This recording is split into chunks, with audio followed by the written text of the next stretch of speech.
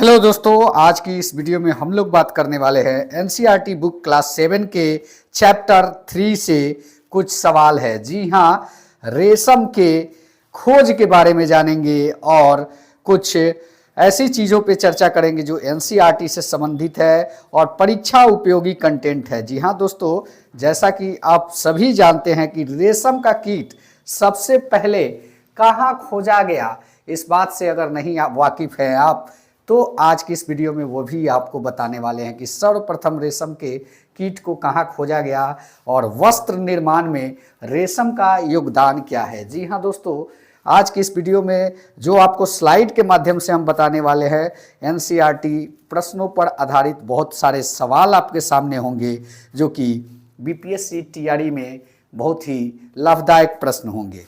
जी हाँ, इसलिए इस वीडियो को पूरा देखिएगा क्योंकि वीडियो बहुत ही मज़ेदार होने वाला है। और अभी हम बात करेंगे कि सर्वप्रथम इसकी खोज जो की गई, रेशम की खोज सर्वप्रथम प्राचीन चीन किंवदंतियों के अनुसार सम्राट हुआंग टी ने जो है सामग्री सी लिंगची के बगीचे में उगने वाले सहतूत के वृक्षों की पत्तियों का जो क्षतिग्रस्त हुआ उसके कारण को पता लगाने के लिए कहा। सामग्री ने पाया कि सफ़ेद कृमि सहतूत की पत्तियों को खा रहे हैं।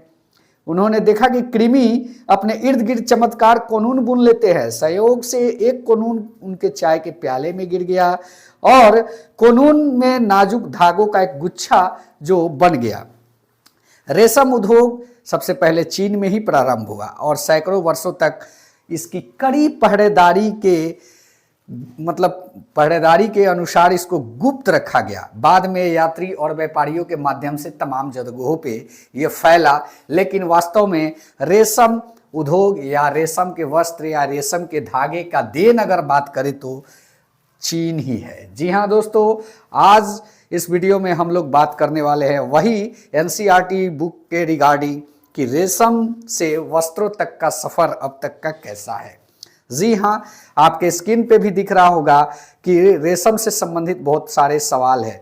तो यह वीडियो आज का बहुत ही मज़ेदार होने वाला है। बने रहिएगा, इस वीडियो को आप पूरा देखिएगा, अंत तक देखिएगा। जो भी प्रश्न आपके सामने आएंगे वो प्रश्नों के साथ उसका उत्तर भी आपको इस वीडियो में, इस स्लाइड में आपको देखने को मिलेगा। जी हाँ, सबसे पहले हम बात करते हैं प्रश्न संख्या 1 पर कि जंतुओं से प्राप्त किए जाने वाले रेशे को क्या कहते हैं। पहला ऑप्शन है कार्तिक यून, रेशम, कोकून और जांतव रेशे। जी हाँ, तो यहाँ पे आप देखेंगे कि यह जो है यहाँ पे बताया गया है कि जंतुओं से प्राप्त किए जाने वाले रेशे को जांतव रेशे कहते हैं। जी हाँ, एनसीईआरटी के अनुसार जांतव रेशे यानी कि डी ऑप्शन इसका सही उत्तर हो जाएगा। जी हाँ, आप अगर यह जानना चाहते हैं कि रेशम के उद्योग को, रेशम के उत्पाद को हम क्या कहते हैं वैज्ञानिक भाषा में, उसको भी हम बताएंगे। साथ ही साथ पूरी तरीके से फ्लोरीकल्चर, एपीकल्चर, पीसी कल्चर सभी पर आज डिफाइन करने वाले हैं। उसको भी आप लोग स्क्रीनशॉट मार के रख लीजिएगा क्योंकि बने रहिए, सारी चीज़ों को हम आज इस वीडियो में बताने वाले हैं। रेशम के फाइबर को क्या कहा जाता है? सहतूत का पेड़, दीमक से, जंतुओं से, कोकून से। कहाँ से प्राप्त किया जाता है, सवाल यही है। तो रेशम के फाइबर के कीट को हम जो है कोकून यानी कोश से उसके प्राप्त करते हैं। कोकून का कोश आप लोग को हम आगे इस स्लाइड में दिखाएंगे उसका फोटो कि कोश किसको कहते हैं।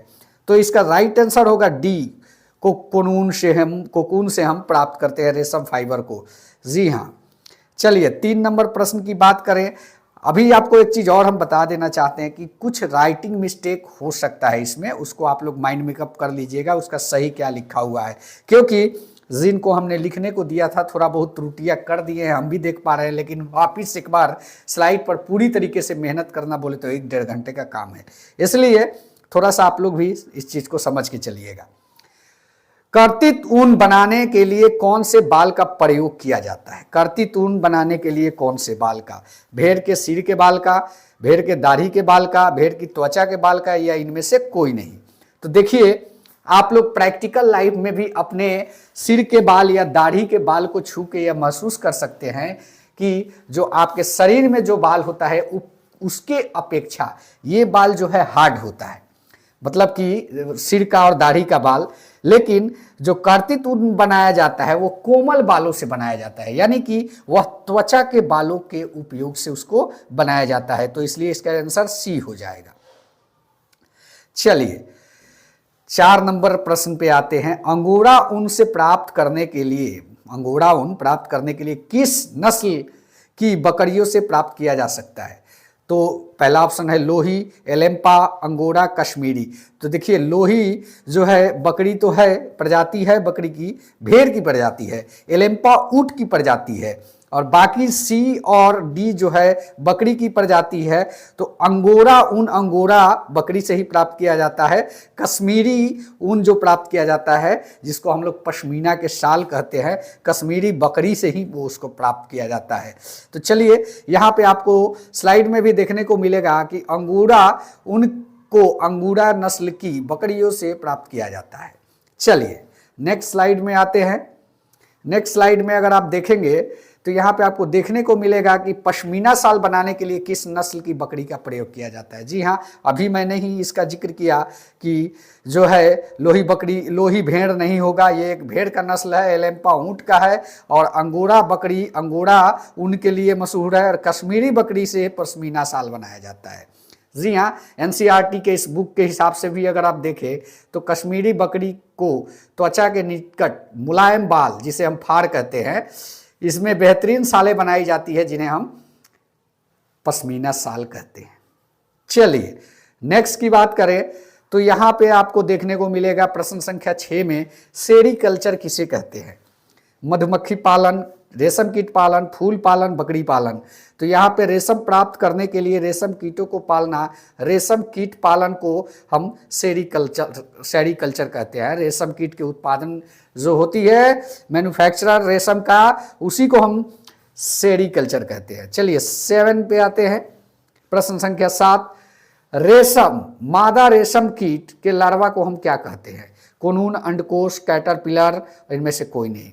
तो इसका सही जवाब होगा, एनसीईआरटी के हिसाब से भी देख लेते हैं, मादा रेशम कीट अंडे देती है जिससे लार्वा निकलते हैं, जो कैटरपिलर, इल्ली या रेशम कीट कहते हैं। तो इसका सही आंसर सी हो जाएगा। चलिए नेक्स्ट की बात करते हैं। रेशम कीट उत्पादन में विश्व में प्रथम स्थान किसका है?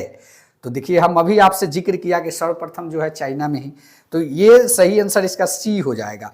भारत जो है इस लिस्ट में तीसरे नंबर पर है। चलिए बात करते हैं एनसीईआरटी के हिसाब से। आप देखें कोनून यही कहलाता है, कोनून या कोश जो होता है यही कहलाता है। इसमें कीड़ा अपने आप को बिल्कुल जाल बुन के सुरक्षित कर लेता है। जब कैटरपिलर आप अपने जीवन चक्र की अगली अवस्था में हो तो उसे क्या कहते हैं? कैटरपिलर, रेशम कीट, प्यूपा, कोशित। तो कैटरपिलर तो होगा नहीं, रेशम कीट होगा नहीं, क्योंकि अगली अवस्था की बात कर रही है। रेशम कीट प्रथम अवस्था है, तो प्यूप होता है, कोशिका, कोशित। तो प्यूप अगर आप देखें तो इस स्लाइड में ये है। चलिए नेक्स्ट की बात करते हैं। प्रश्न संख्या 10, मादा रेशम कीट एक बार में कितना अंडा देता है? 200 अंडे, 1000 अंडे, अनगिनत, सैकड़ों। तो एनसीईआरटी के हिसाब से देख लेते हैं इसको। रेशम कीट पालन, कोई मादा रेशम कीट एक बार में सैकड़े अंडे देती है। जी हाँ, यहाँ तो कंफर्म हो गया कि सैकड़े अंडे देती है। प्रश्न का सही आंसर 100 जो है डी है ऑप्शन। इस हिसाब से अगर देखा जाए तो इसको कागज पे संग्रहित करके पालने का काम किया जाता है। कुछ टेम्परेचर निर्धारित होता है, उसी के हिसाब से इसका पालन किया जाता है। अब बात करते हैं कि कृषि के विशिष्ट प्रकार के बारे में, स्पेसिफिक टाइप्स ऑफ एग्रीकल्चर। यहाँ पे देखें तो सेरीकल्चर व्यापारिक उद्देश्यों की पूर्ति के लिए समुद्री जीवों के उत्पादन की क्रिया मैरीकल्चर कहलाती है। मैरीकल्चर के बारे में दिया हुआ है। हार्सिकल्चर, सवारी यातायात के लिए उन्नत प्रजाति के घोड़े एवं खच्चरों के व्यापारिक स्तर पर पालन किया जाता है, जिसे हम हॉर्टिकल्चर कहते हैं। नेमरीकल्चर, नेमरीकल्चर पर आदिम काल की वह कृषि पद्धति है जिसमें मानव द्वारा जंगलों से फल, जड़ आदि का संग्रह किया जाता है।